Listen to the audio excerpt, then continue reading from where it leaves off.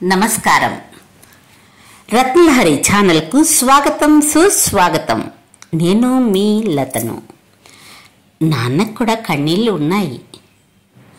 నాన్న మన కోసం ఏం చేశాడో, ఏం కోల్పోయాడో మనకు తెలియదు. జీవితాంతం పిల్లల కోసం తపిస్తూ వారి అభివృద్ధి కోసం పాటుపడే వ్యక్తి తండ్రి. తన పిల్లల కోసం జీవితంలో ఎన్నో కోల్పోతాడు తండ్రి. నాన్న మన కోసం ఏం చేశాడో మనకు తెలియదు. ఎన్ని కష్టాలు పడ్డాడో కూడా తెలియదు. ఎందుకంటే నాన్న ఎవరికీ చెప్పడు, పిల్లలకి భార్యకి అస్సలు చెప్పడు. అమ్మలా ప్రేమను బయటికి చూపించడం నాన్నకు రాదు. నాన్న ఇంటికి ఎప్పుడో వస్తాడు, వెళ్ళిపోతాడు. బిజీగా ఉన్న నాన్న రాత్రిపూట ఇంటికి వచ్చి మంచం మీద ఎదుగుతున్న పిల్లల్ని చూస్తుంటాడు. ఎప్పుడూ పనేనా, కాస్త ఇంటి దగ్గర ఉండొచ్చుగా అని చిరాకు పడుతున్న అమ్మ మాటలు వింటుంటాం. పిల్లలు కూడా నాన్నను మిస్ అవుతుంటారు. నిజానికి నాన్నను నాన్నే మిస్ అవుతుంటాడు. పెళ్ళై పిల్లలు పుట్టగానే నాన్న జీవితం నాన్న చేతుల్లో ఉండదు. మనందరి కోసం నాన్న రాత్రి పగలు పనిచేయాలి. చదువులు, సమస్యలు, బంధువులు, పండగలు, బర్త్డేలు, ఆసుపత్రులు వీటన్నింటితో నాన్న నలిగిపోతుంటాడు. ఆయనకు ఆరోగ్య సమస్యలు వస్తుంటాయి వృద్ధాప్యం వల్ల అని పిల్లలు అనుకుంటారు. వృద్ధాప్యం ఇంకా రాలేదు. మీకోసం అనుక్షణం కరిగిపోతూ కాలిపోతున్న నాన్నకి లోపల ఆరోగ్యం ఎంత దెబ్బతింటోందో తెలియదు. నాన్న డాక్టర్ని కలిసిన విషయం కూడా మనకు తెలియదు. ఎందుకంటే ఆ రిపోర్టులు తీసుకుని ఇంటికి రాడు. తన పిల్లలు గొప్పవాళ్ళు అవుతారని నాన్నకు విపరీతమైన నమ్మకం. అందుకే అప్పులు చేసి మరీ చదివిస్తాడు.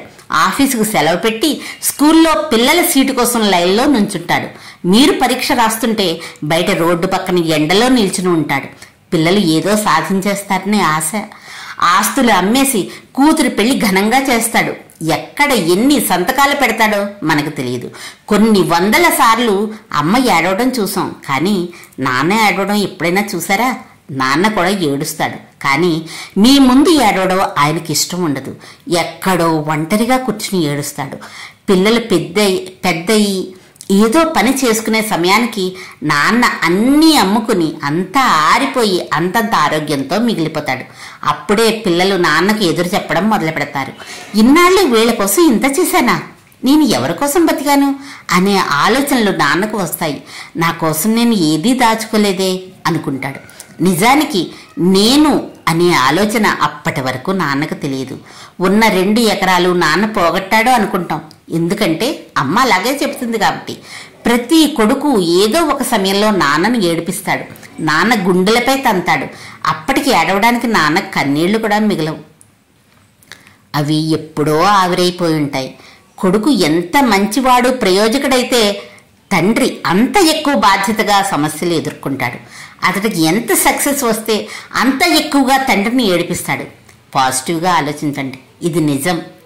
మీకు కొడుకు పుడితే వాడి స్నేహితుల పేర్లు గుర్తుంటాయి. బర్త్డే వస్తే పిల్లల్ని ఆహ్వానిస్తాం, కానీ మీ నాన్న స్నేహితులు ఎవరో మీకు తెలియదు. అసలు మీ నాన్న పుట్టినరోజు కూడా మీకు గుర్తుంటుందా? గుర్తుండదు. ఎందుకంటే మీ పిల్లలే మీ భవిష్యత్తు అని ఫీల్ అవుతారు. నాన్న మీ భవిష్యత్తు కాదు, కానీ నాన్నకు మీరే భవిష్యత్తు.